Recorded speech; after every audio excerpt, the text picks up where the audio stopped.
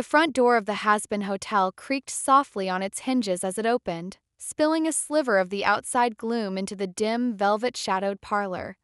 Such an hour, most establishments in Pentagram City would have long since bolted shut, locks drawn, lights snuffed, souls warded. But this was no ordinary place. The Hazbin Hotel had its own rules, its own will, and its own sense of belonging. Woven deep into its walls were the ancient sigils of protection, enchantments scribed by Lucifer himself, glyphs that knew who to trust and who to turn away. After hours, only those bound to the place, by blood, by loyalty, by soul, could cross its threshold. Angel Dust slipped inside. The door clicked shut behind him, the sound too gentle for a place so burdened with pain. He lingered there in the stillness, framed in shadow. His silhouette, all lean limbs and exhaustion, stood unmoving as if he, too, were some forgotten part of the decor, just another ghost in the wallpaper.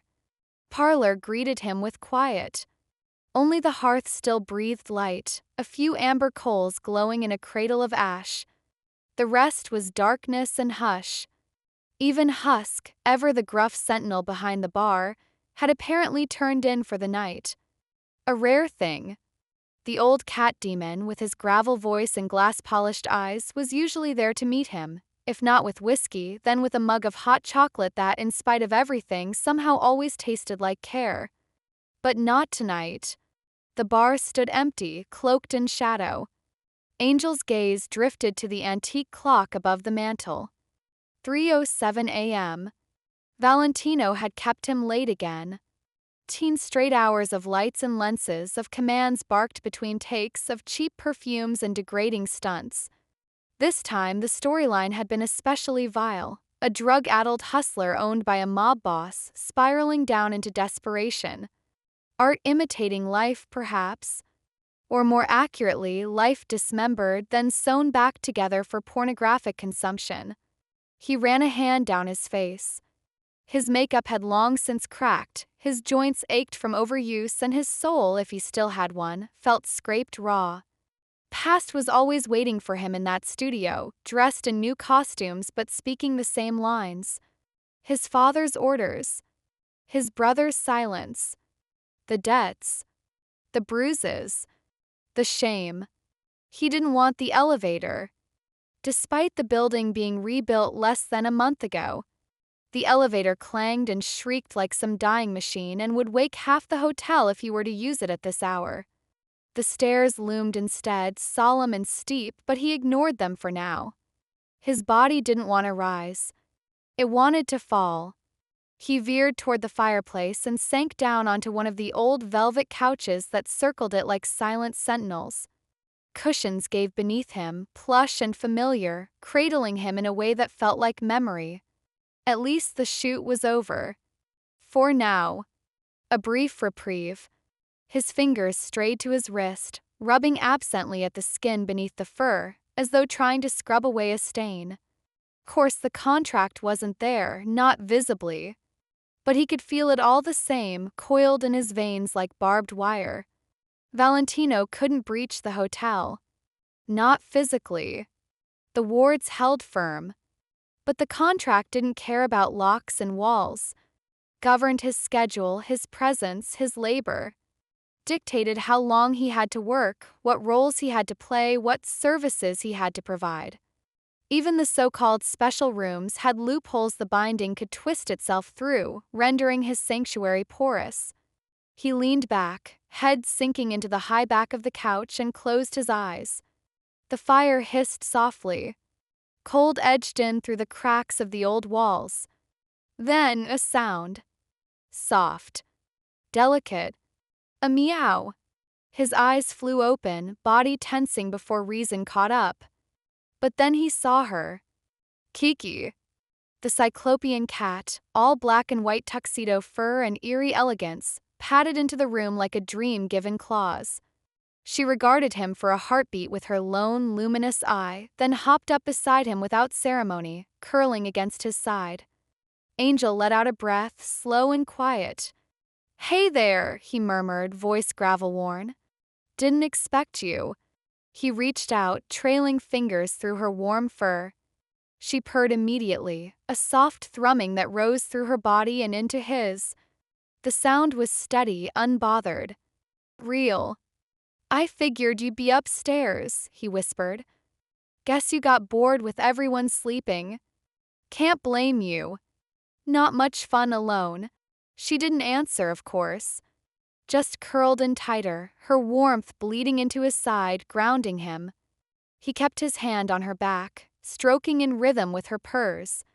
The ache didn't leave. The fatigue didn't lift. But it softened just enough for the air to feel breathable again.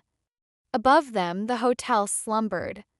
Below, in its parlor hearth, the embers glowed. I'll go up in a bit, Angel mumbled, though whether it was to Keekee or himself, he didn't know. Just let me sit here a while longer. His eyes slid shut again. His breathing slowed. Not freedom. Not redemption. But peace. For now, that would do.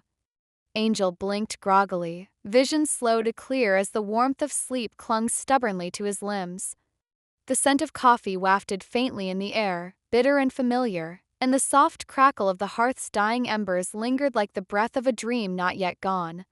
When the world came fully into focus, he found Husk watching him. The old cat demon sat nearby, half-shadowed in the golden spill of morning light streaming through the parlor's tall windows. His grizzled face was creased with concern, the usual scowl softened by something quieter. Something almost tender. I came down to get the coffee going and found you crashed out here, Husk said, voice gravel rough from sleep. It lacked its usual bite. What time did you get back? Angel stretched with a wince, joints stiff from hours spent curled on a couch meant for style, not sleep. Sometime after 3, he muttered, dragging a hand down his face. Val had me shooting all day. 18 hours. Husk's ears twitched.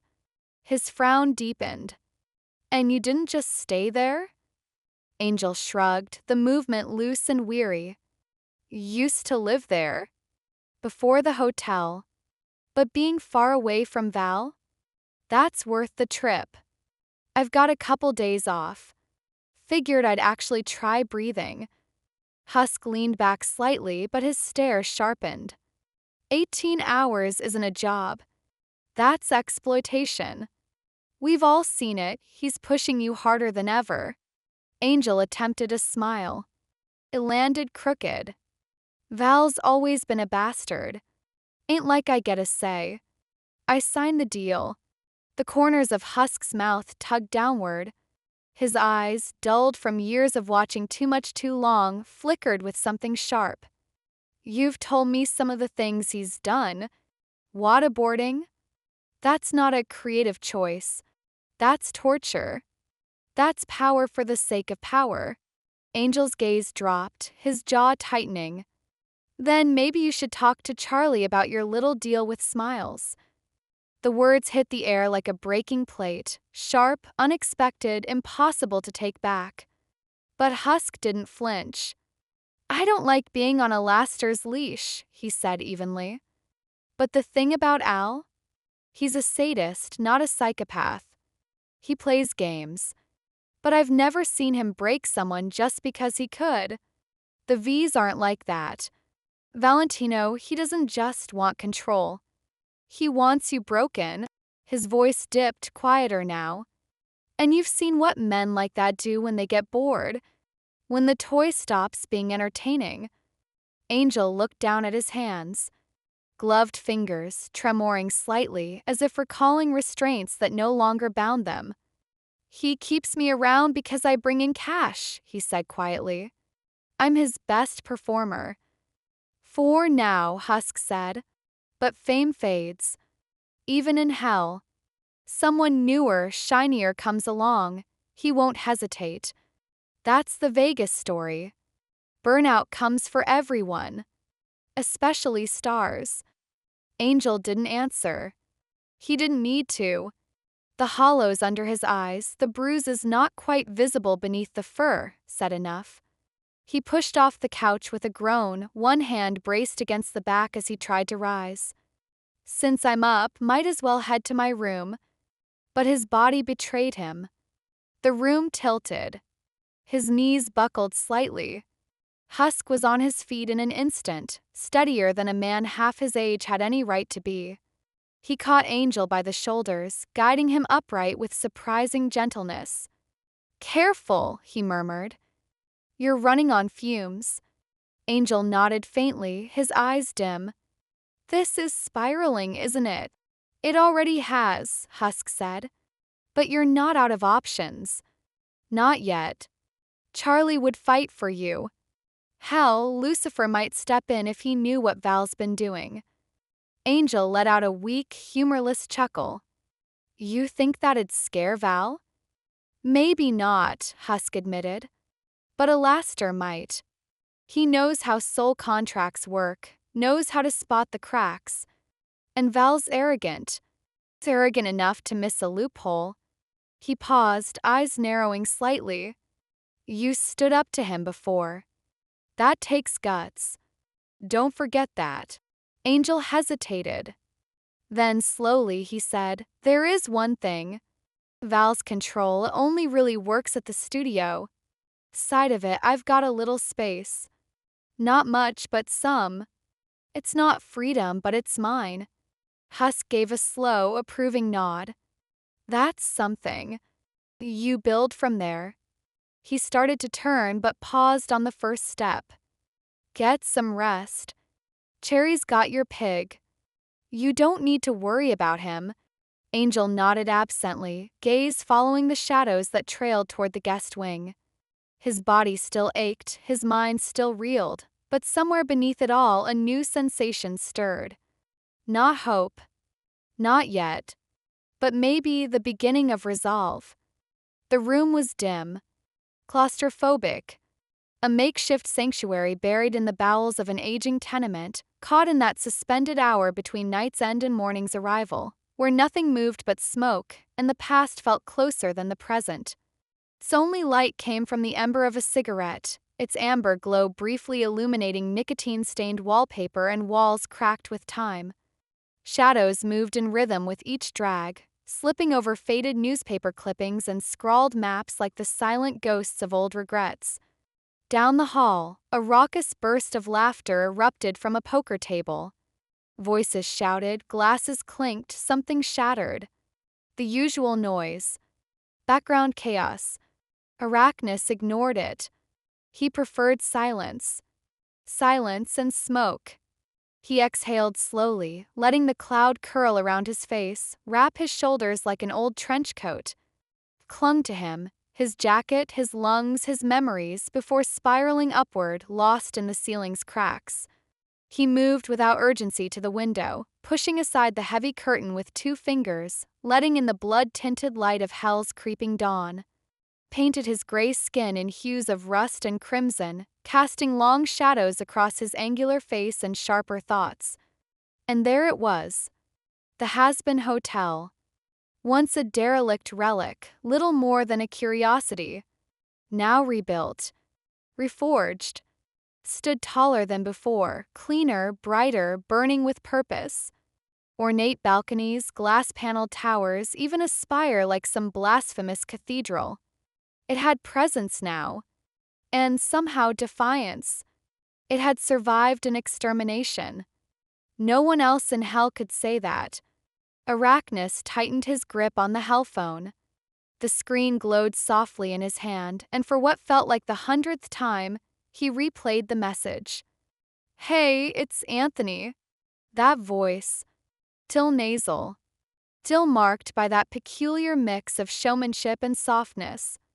But not mocking this time. Not hiding behind a joke or a come-on.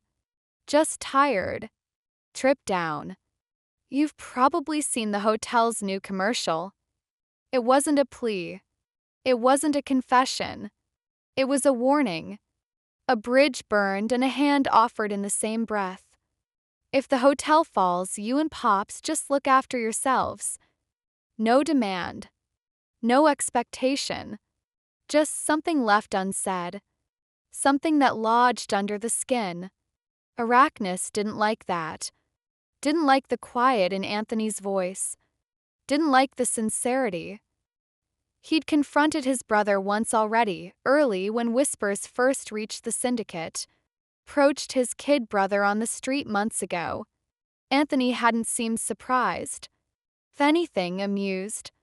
Tossed him a grin and said, "Guess I'm the big brother now," like it was all a joke. But Arachnus wasn't laughing. Redemption? With Lucifer's daughter? Please. Anthony wasn't naive, not really. He was immature. Loud. Flamboyant. A spectacle. But not a fool. If he was just mooching off the princess, it was still dangerous but predictable. Familiar. But if he believed in this, if he genuinely thought redemption was real, that was worse. Commercial had aired across the rings, flashy, tone-deaf, overproduced. And there he was, front and center, selling salvation with a smirk and dressed in 1920s attire, a costume that was far more conservative than anything Anthony wore while walking the streets, linking himself to a movement that, if successful, could shift the balance of hell. The underworld noticed. Don Henroin certainly had.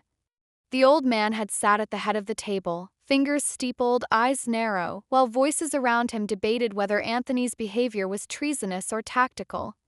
So far, no decision. But everyone was watching. Arachnus saw the cracks forming, the bleed between Anthony's old world and his new one. He hadn't broken Omerta. Not yet. But redemption had a way of prying people open, of making them talk. Eventually, something would slip. Or Anthony would forget to be afraid. And why should he be afraid? He was rubbing shoulders with power now, with 3 monsters who'd made hell bend. Princess. The radio demon. Lucifer. Princess was idealistic to a fault. Kind. Dangerous in her potential, but not in her nature. She was too soft to protect Anthony from what was really coming. Alastair, though? Different story. Alastair never moved without motive. If he was living at the hotel, he had plans. And if Anthony had caught his eye, that plan likely included him. Arachnus could only hope Tony understood what kind of leash that was. And then there was Lucifer. That was too convenient. He wasn't just slumming with the elite anymore. He was on their radar. In their orbit. On their side. The battle confirmed it. Vox's voyeur drones had caught everything. The footage leaked like gasoline across dry stone. Anthony fighting beside that one-eyed Aussie hellcat, the two of them dressed as burlesque versions of Bonnie and Clyde. The footage showed precision, intent, conviction. And the most disturbing part? He wasn't high. Gone was the skeletal wreck Arachnus had dragged from alleyways and clinics. Gone was the addict with eyes like burnt-out neon signs. This version was different. Present. Alive. He was no longer surviving. He was choosing. Arachnus stepped back from the window, flicked the ash from his cigarette into an overflowing tray, and stared down at the glowing screen in his hand. Tony had changed. And not just the surface-level rehab kind of change. Something fundamental had shifted. The kind of shift that made people dangerous. To themselves. To others. To the systems they used to obey. Pops thought Anthony was posturing. Building alliances. Planning a coup. But Arachnus knew better. Tony didn't want the crown. He never did. So why now? Why this place? He looked back out at the hotel. A sanctuary. A battleground. A statement. And maybe, just maybe, the last place his brother could become someone else. For the first time in 70 years, Arachnus wasn't sure if that thought terrified him, or gave him something dangerously close to hope. Angel's exhaustion clung to him like a second skin as he pushed open the door to his hotel room, limbs leaden, vision smudged at the edges. Even after dozing off in the parlor downstairs, the weariness hadn't lifted. It ran deeper than tired muscles or aching joints. It was in his bones. The kind of fatigue you couldn't sleep off. Kind you carried like penance. He didn't spare the bed a glance. Instead, he dragged himself to the bathroom, each step sluggish, his mind tethered to the promise of hot water. Tub groaned as it began to fill, steam curling upward in thick, ghostly ribbons. He moved on instinct, pulling a loose pair of shorts and a sleep shirt from the dresser and tossing them onto the chair. The clothes he'd worn to the shoot, tight, glitter-drenched, stained with sweat and someone else's hands, fell to the floor in a heap. Nifty would pick them up later. She always did, no matter how often he told her not to fuss. But tonight wasn't about comfort. It was about cleansing. He stepped in front of the mirror, gaze flicking up reluctantly. His reflection stared back, eyes ringed in shadow, fur clinging to damp skin, body marked by faint bruises in shades of blue and violet that bloomed beneath the ivory of his coat. Not many. Val knew better than to leave evidence makeup crews would complain about. But sometimes he didn't care. Sometimes the bruises were deliberate. Messages. Ownership in the language of pain. Sometimes Angel wanted them, to remind himself that escape was still illusion. He exhaled, the breath heavy, and stepped into the bath. The water was hotter than it should have been, nearly scalding. But he didn't flinch. He welcomed it. Let it soak into the soreness, unraveling the knots in his shoulders, his back, his jaw. He scrubbed himself hard, ruthless, methodical, fur, skin, soul. As if the heat could burn off the memory of being touched by someone who only saw him as a product. A tool. His hands drifted downward, fingers brushing an old scar that wrapped his wrist like a bracelet. A pale, papery ring, so thin and quiet it was easy to miss, unless you knew where to look. There were two of them, one on each wrist. Reminders. Of who he'd been. Of what he'd survived. He stared at the mark for a long time. No amount of steam could erase it. His mind returned to Husk, stoic, watchful, steady in ways Angel had never been. Their talk in the parlor had lingered like a note held too long in a minor key. Husk had offered help without pressing, understanding without judgment. He hadn't demanded the full story. He just knew. And Cherry? Cherry had seen more than anyone. Knew more. Felt more. The moment she'd realized how deep Val's control went, she'd nearly set the world on fire. It had taken weeks, to talk her down from torching half the V's syndicate. She wanted vengeance. Wanted to drag Valentino through the streets in chains. Angel didn't want blood. He wanted peace. Something quieter. Something that didn't scream or burn. Something that lasted. The V's were chaos, but chaos was never loyal. They tore themselves apart when left alone too long. That was their weakness. And maybe, just maybe, his opening. Cherry had settled for destruction. Distractions. Loud parties. Hotter fires. Husk had taken the opposite path. Soft words. Silence. A seat at the bar and a listening ear. He hadn't said much. But what he did say. You should tell Charlie. Angel wasn't sure if he could. Charlie had a good heart. Too good, maybe. But she didn't understand. Not really. She came from power. From light. From safety. She believed everyone could be saved if they just tried hard enough. He remembered the day she'd come to the studio, full of innocence and indignation, trying to barter time off for him like she could negotiate a lunch break. She hadn't expected what she saw.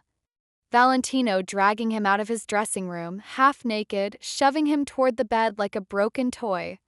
She had seen enough to recognize the monster. But he'd sent her away. 'Cause he was afraid. Not just for her, but for what it meant for him if he let her in. If he let her see it all. He still carried that moment like a bruise. The sting of her eyes, crack in her voice, the way she looked at him like she wanted to save him and couldn't understand why he wouldn't let her. Maybe she would have stayed. Maybe she would have cracked. Vaggie wouldn't have cracked. She would have taken that spear of hers and driven it straight through Val's heart. Wouldn't have asked permission. Wouldn't have waited for a plan. Her anger was a holy thing, kind that refused to be quiet. And part of Angel loved her for that. But another part feared what she might unleash. Then there was Alastair. The radio demon didn't ask questions, didn't offer sympathy. He just watched.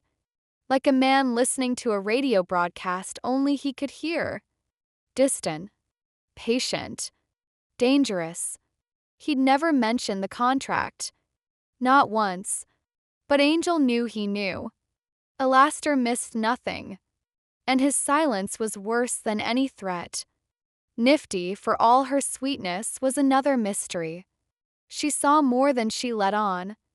Her hands were always busy, her voice always bright, but there were moments when she paused mid-dusting or looked at him just a second too long that made him wonder.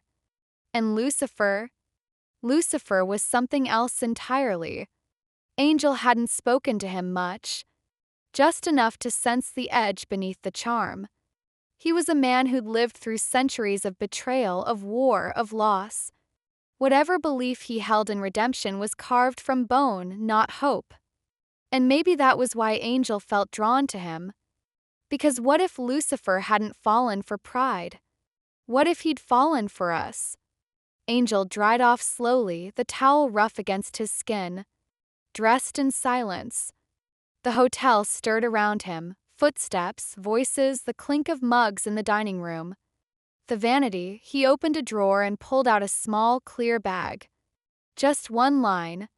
Enough to take the edge off. He snorted it quickly, the burn sharp and fleeting. Relief bloomed behind his eyes, velvety, artificial, soft as dusk.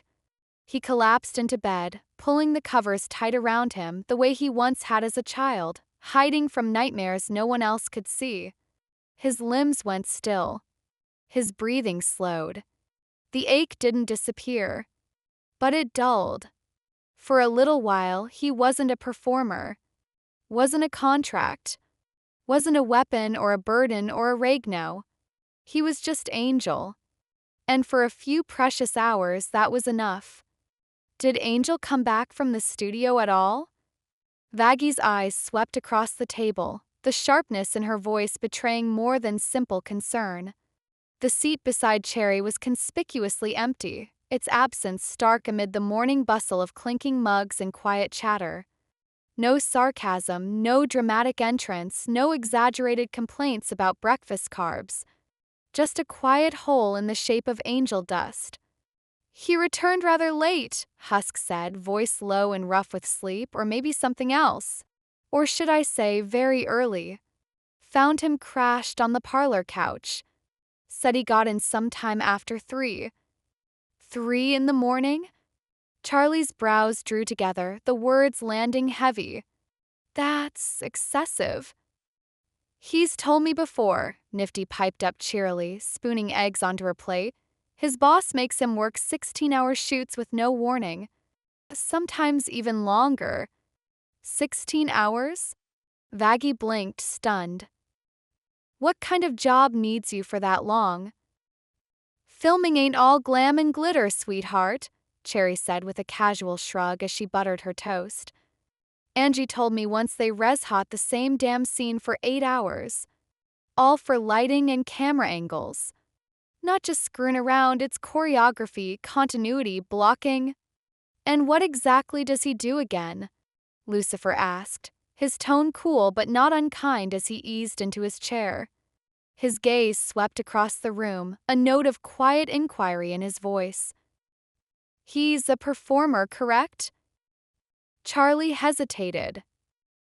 "Yeah, he's an actor. He works in the adult film circuit.